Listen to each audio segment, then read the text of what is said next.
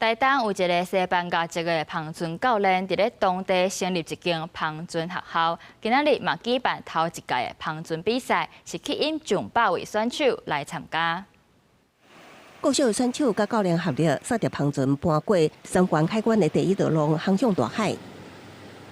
24載起，由西班牙籍的旁船教練小飛創辦的台東旁船學校，舉辦第一屆台東旁船比賽。選手為國小學生到大人攏有，約100位選手揸家己的旁船來參賽。不過大部分的選手過去只佇海灣練習，這擺是真正的出海挑戰自我。這個是一個挑戰，而且小孩子通常在外海這個地方啊，有浪的，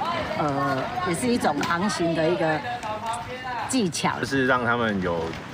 自己獨立出去的勇氣啊。這擺比賽航行的路線無長，為三關灣到嘉義主灣，我倒轉來相當8公里的航程。比賽選手的旁船在救護船的介護之下，靠風力甲能力爬上航行非常順利。主辦比賽的台東旁船學校創辦人小飛認為，會當順利舉辦這項比賽，真正考驗政府的開放海洋政策，甲民間投入海洋運動的成果。我覺得政府有很重要的角色，因為這些水域啊、沙灘、港口啊，都是政府在管制的，所以會需要有一點點的開放